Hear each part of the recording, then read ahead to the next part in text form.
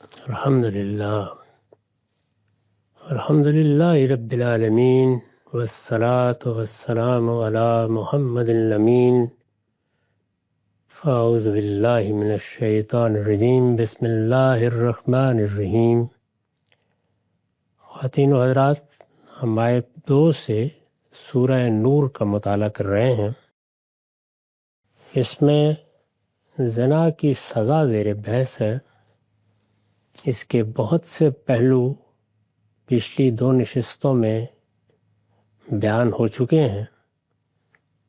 اس آیت 2 کے آخر میں اب اللہ تعالیٰ نے یہ فرمایا کہ وَلْيَشْهَدْ عَذَابَهُمَا طَائِفَةٌ مِّنَ الْمُؤْمِنِينَ، اور یہ صرف اسی سزا کے بارے میں فرمایا ہے کہ جب یہ سزا دی جائے، یعنی جو اس کے شرائط و حدود بیان ہوئے ہیں وہ پورے ہو جائیں اور یہ سزا دی جائے، تو اس موقع پر مسلمانوں کا ایک گروہ وہاں موجود ہونا چاہیے۔ اس سے صاف واضح ہے کہ اس میں ایک طرح کی فضیحت بھی پیش نظر ہے، یعنی وہ لوگ جنہوں نے اسلام قبول کیا، ایمان سے بہرہ یاب ہوئے، اور اس کے بعد اس طرح اس جرم کا ارتکاب کر بیٹھے کہ کسی رعایت کے بھی مستحق نہیں رہے، تو اب انہیں سوسائٹی میں اپنی حیثیت عرفی بھی کھو دینی ہے۔ اس کے لیے اللہ تعالیٰ نے اس کو سزا کا حصہ بنا دیا۔ میں نے اس پر لکھا ہے اس لیے کہ مجرموں کے لیے یہ فضیحت، رسوائی اور دیکھنے والوں کے لیے باعث عبرت و موعظت ہو، اور مسلمانوں کا معاشرہ اس کے نتیجے میں اس اختلال سے محفوظ رہے جو زنا اس میں پیدا کر سکتا ہے۔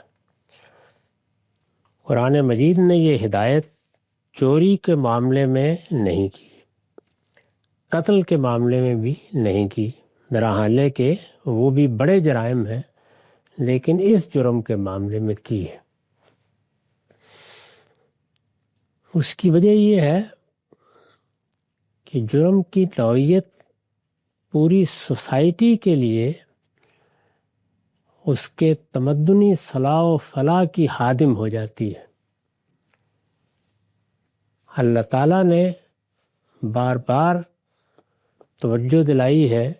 کہ اس کی نوعیت کیا ہے، اس کی سنگینی کیا ہے، یہ کس درجے کا گناہ بن جاتا ہے، اور اس سے آگے بڑھ کر صرف گناہ ہی نہیں جرم بن جاتا ہے۔ پھر یہ بھی ہے کہ مسلمانوں کو یہ ہدایت کی گئی ہے، اور رسالت مآب نے اس کی جانب بار بار توجہ دلائی ہے کہ کسی شخص کے بارے میں اگر یہ علم میں آ جائے تو پردہ ڈالنا چاہیے۔ صلاح و فلاح کے پیش نظر خیرخواہی کے جذبے سے کوئی نصیحت کرنی ہے تو کر دی جائے۔ یہ ایسا جرم نہیں ہے کہ جس میں ہر شخص کی ذمہ داری ہو جائے کہ اس کا افشا ہو، اس کو عدالت میں پہنچایا جائے۔ رسول اللہ نے بعض موقعوں پر یہ الفاظ استعمال کیے کہ لو سترتہ بردائک، اچھا تھا تم نے پردہ ڈال دینا تھا۔ اگر معاملہ اس درجے میں نہیں پہنچا جہاں قانون کو لازماً حرکت میں آنا چاہیے، تو آپ نے معاشرے کو عفو و درگزر اور پردہ پوشی کی ہدایت کی ہے۔ لیکن اگر صورتحال ایسی ہو گئی کہ کوئی رعایت کی گنجائش نہیں رہی، یعنی پہلے مرحلے میں بھی نہیں رہی کہ معاشرہ پردہ ڈال دے، لوگ پردہ ڈال دیں، اس طرح سے جرم کا ارتکاب نہ ہو کہ جس میں 4 لوگ گواہی دینے کے لیے آ جائیں، تو پہلے مرحلے میں بھی کوئی رعایت نہیں ہو سکی، اور دوسرے میں بھی تو پھر بہرحال سزا دی جائے گی، اور جب دی جائے گی تو اس میں بتا دیا کہ کن چیزوں کا لحاظ رکھنا ہے۔ اس کے ساتھ ایک تیسری بات بھی فرمائی، یعنی پہلی کیا تھی؟ ان کی سزا 100 کوڑے ہے۔ انتہائی سزا یہی ہے، اس سے اوپر نہیں جا سکتا کوئی شخص، نیچے آ سکتے ہیں، اور اس کے قواعد میں نے پچھلی نشست میں عرض کر دیے تھے۔ دوسری بات یہ فرمائی تھی کہ جب پھر آخری فیصلہ ہو جائے، جب سزا دینی ہے تو کوئی نرمی، کوئی مداحنت، کوئی چشم پوشی نہیں ہونی چاہیے، کسی کو ان میں سے کوئی چیز دامنگیر نہ ہو۔ اور تیسری بات یہ فرمائی تھی کہ اس موقع پر مسلمانوں کا ایک گروہ بھی موجود رہنا چاہیے۔ اب مزید فرمایا کہ جس وقت کسی آدمی نے اس جرم کا ارتکاب کیا اور وہ سزا کا مستحق ٹھہر گیا، یعنی گرفت میں آ گیا، وہ سب چیزیں ہو گئیں جس طرح کی چیزوں کی طرف اشارہ کیا گیا، ان کا لحاظ رکھا گیا، لیکن اس سب کے باوصف معاملہ عدالت تک پہنچ گیا اور عدالت بھی مطمئن ہو گئی کہ یہ کسی رعایت کا مستحق نہیں ہے، لہذا اس نے سزا کا فیصلہ کر دیا۔ تو اس سزا کے بعد ایک چوتھی اور آخری بات یہ ہے کہ الزانی لا ینکح الا زانیۃ او مشرکہ، یہ زانی یعنی یہ جس کو پکڑ لیا گیا، جو گرفت میں آ گیا، جس نے اپنے جرم کا اقرار کر لیا ہے، جرم اس پر ثابت ہو گیا، جس کے لیے سزا کا فیصلہ سنا دیا گیا اور سزا دے دی گئی، یہ زانی کسی زانیہ یا مشرکہ ہی سے نکاح کرے گا، اور اس زانیہ کو بھی کوئی زانی یا مشرک ہی اپنے نکاح میں لائے گا۔ وَالزَّانِيَةُ لَا يَنكِحُ إِلَّا زَانٍ أَوْ مُشْرِكٌ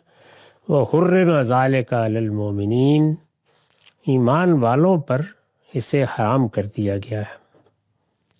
اس میں یہ جو بات میں نے عرض کی کہ یہ زانی، تو اس کی وجہ قرآن مجید میں اس کے ذکر کی نوعیت ہے، چنانچہ میں نے لکھا ہے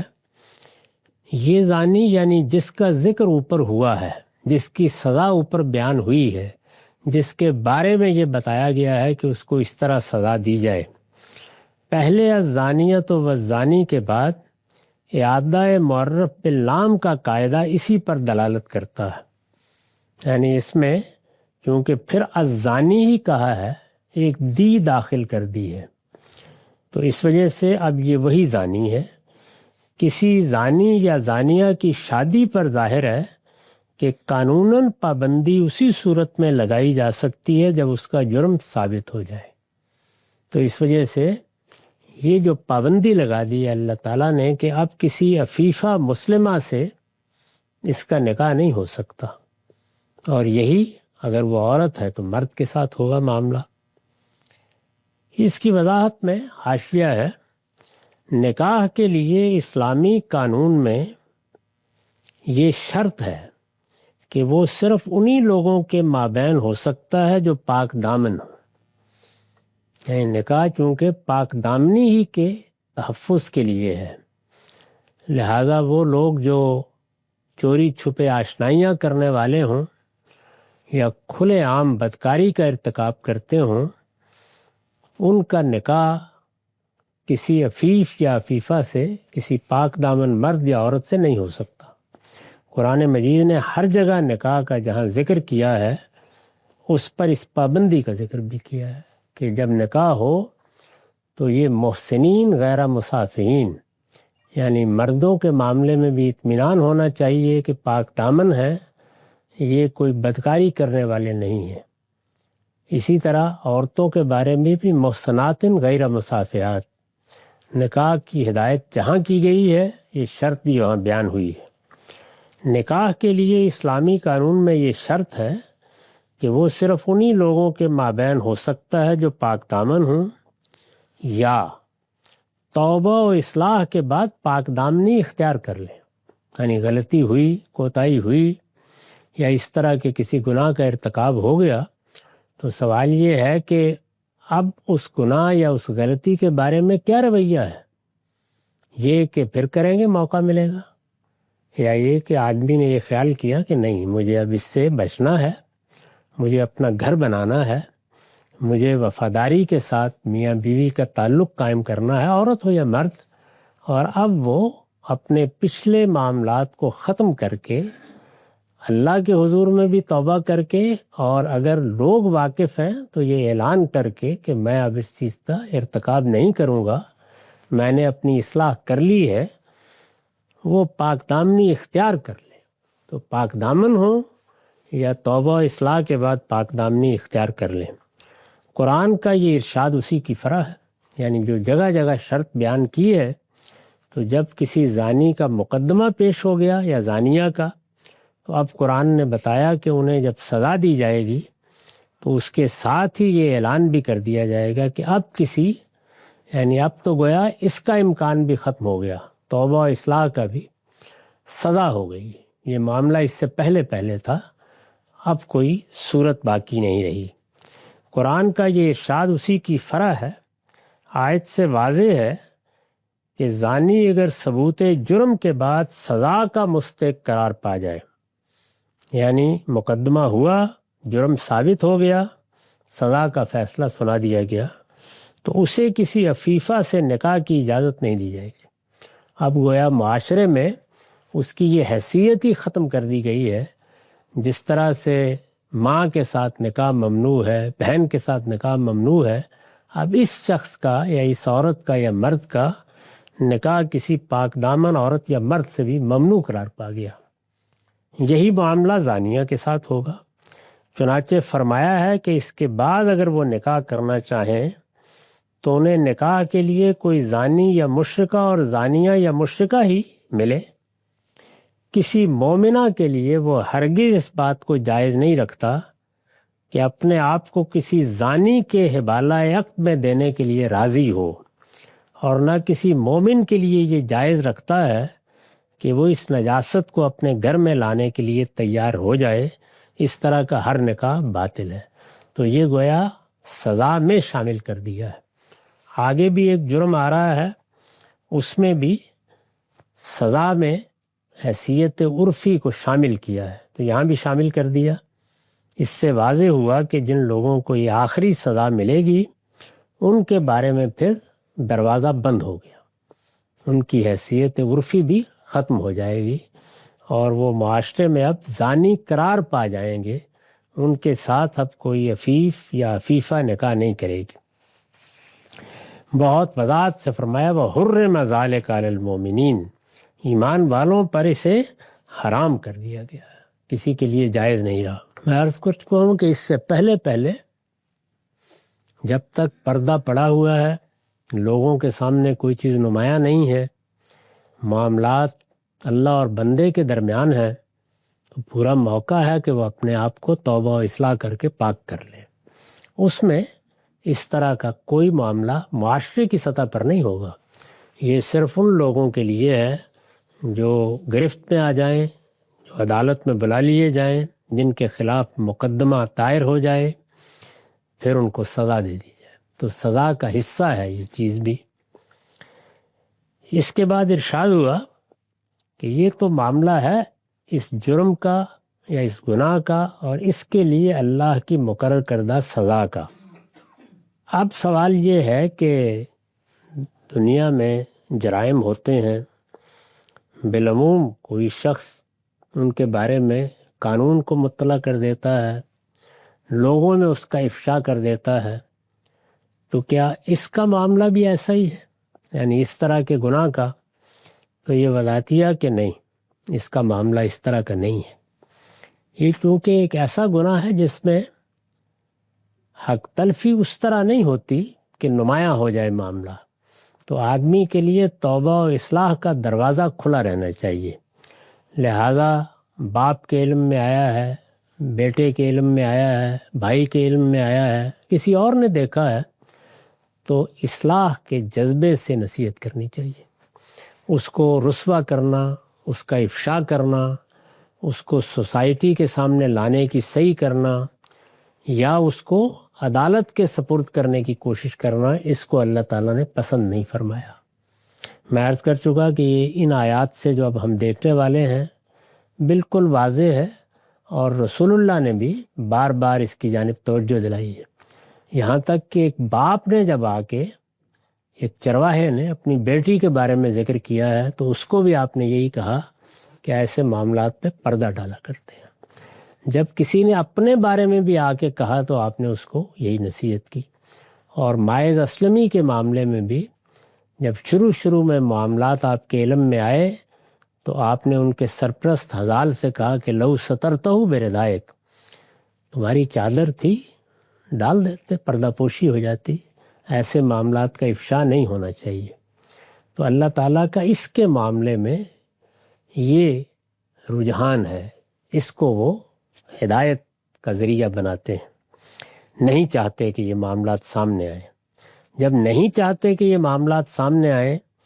تو اب سوال یہ ہے کہ کوئی آدمی اگر کسی پر اس طرح کا الزام لگاتا ہے یا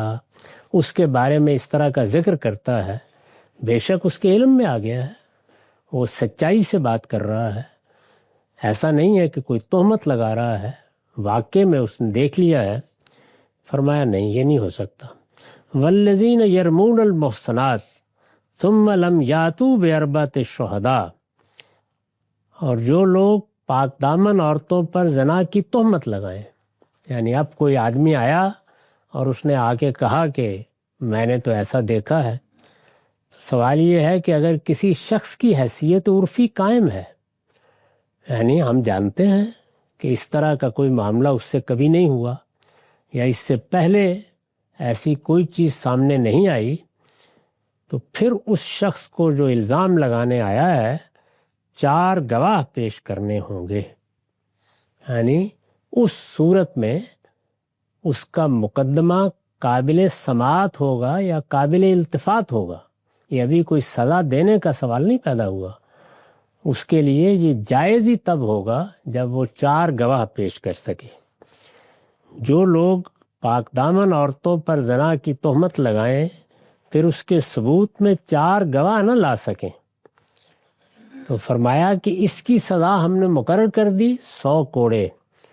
اس طرح کا الزام لگانے والے سچے بھی ہوں اور وہ 4 گواہ نہ لا سکیں تو چونکہ افشا سے روکا گیا ہے، اس کو اللہ تعالیٰ نے ایک بالکل دوسرے طریقے سے دیکھا ہے۔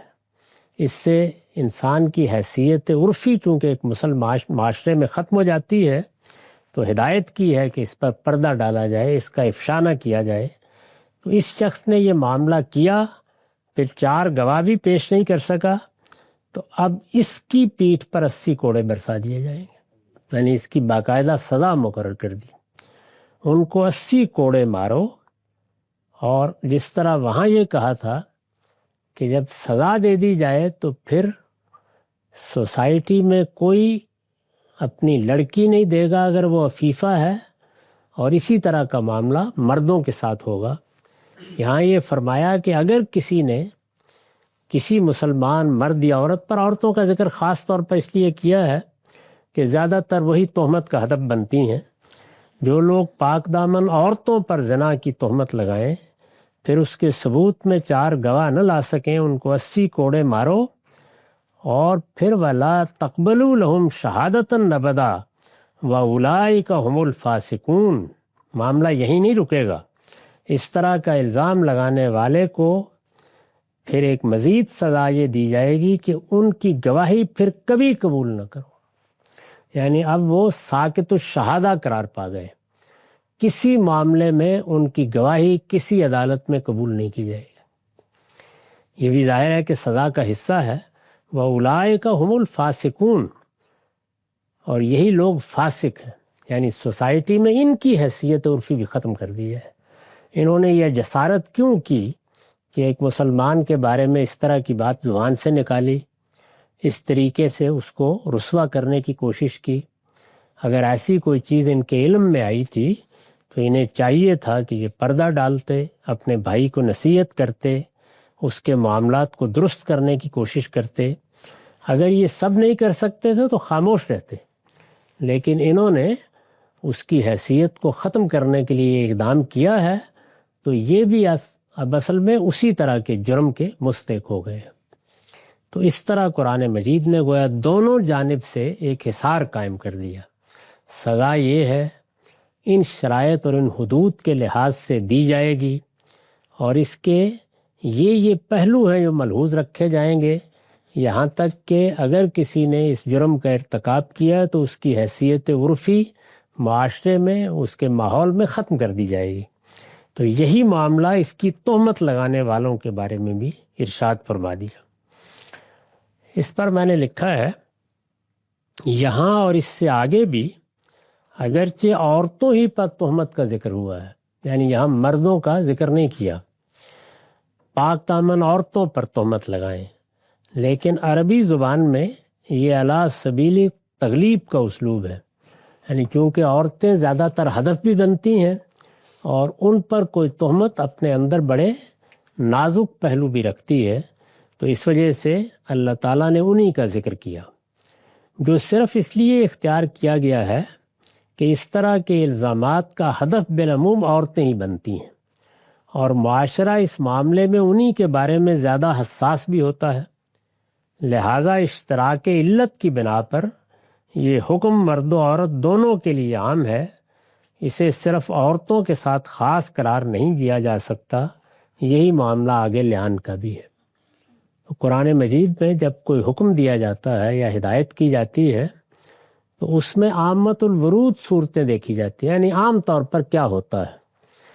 عملی طریقہ اختیار کیا جاتا ہے، لیکن ہر حکم کسی ریشنیل پر مبنی ہے، تو اس میں بھی ظاہر ہے کہ ایک ریشنیل ہے، تہمت لگائی گئی ہے، عزت پر حرف دھرا گیا ہے، کسی شخص کے معاملے میں ایسا اقدام کیا گیا ہے جو اس کی رسوائی کا باعث بن سکتا ہے، تو اس میں عورتیں بھی ہیں، مرد بھی ہیں، تو یہ اس کو کہا جاتا ہے علت کا اشتراک، یعنی ریشنیل ایک ہے،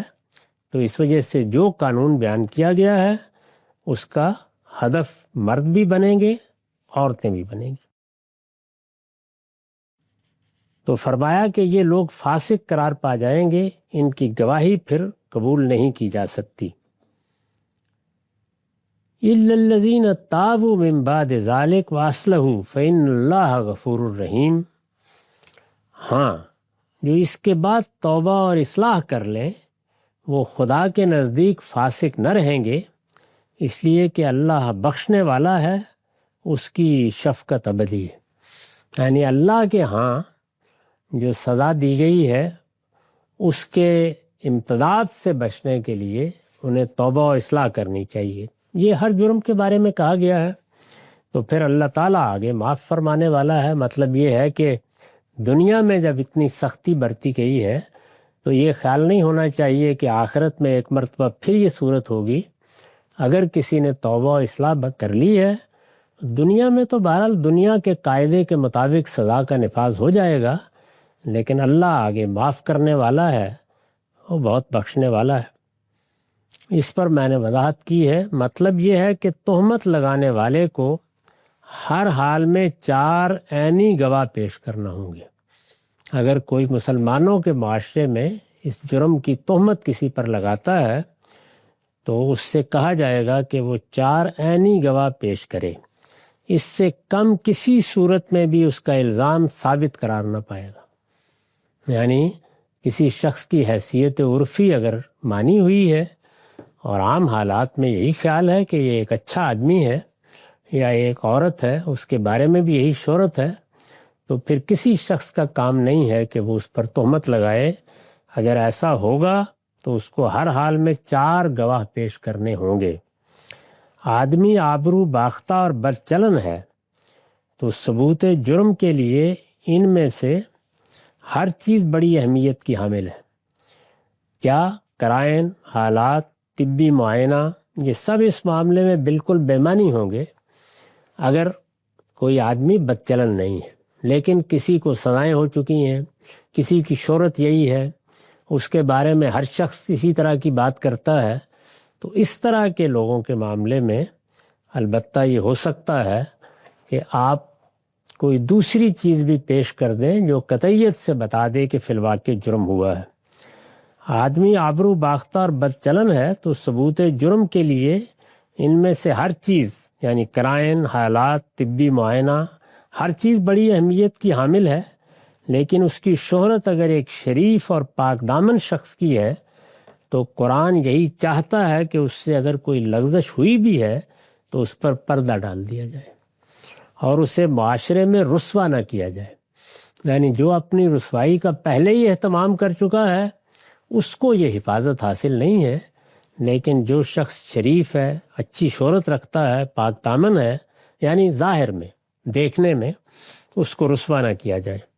چنانچہ فرمایا کہ اگر وہ گواہ پیش کرنے سے قاصر رہے، یعنی تہمت لگانے والا، تو اسے 80 کوڑے مارے جائیں اور ہمیشہ کے لیے ساکت الشہادت قرار دے دیا جائے. یعنی اب اس کی گواہی قبول نہیں ہوگی، کسی جگہ بھی گواہی دینے کے لیے آئے گا تو رد کر دی جائے گی. یعنی اس کی گواہی پھر کسی معاملے میں بھی قبول نہ کی جائے، اور اس طرح معاشرے میں اس کی حیثیت عرفی بالکل ختم کر دی جائے. تو اس طریقے سے دونوں پہلوؤں سے اللہ تعالیٰ نے یہاں اپنے قانون کو واضح کر دیا. خلاصہ یہ ہے کہ اس طرح کے معاملے میں کسی شخص کو بھی رسوا نہیں ہونا چاہیے، نہ کرنا چاہیے. اگر اس کی شہرت اچھی ہے تو اسے سب کو مل کر قائم رکھنے کی صحیح کرنی ہے. اس نے اگر اب تک اپنے آپ کو اس طرح سنبھالا ہوا ہے کہ کوئی چیز سامنے نہیں آئی اور اس نے کوئی غلطی کی ہے، تو باپ ہو، بیٹا ہو،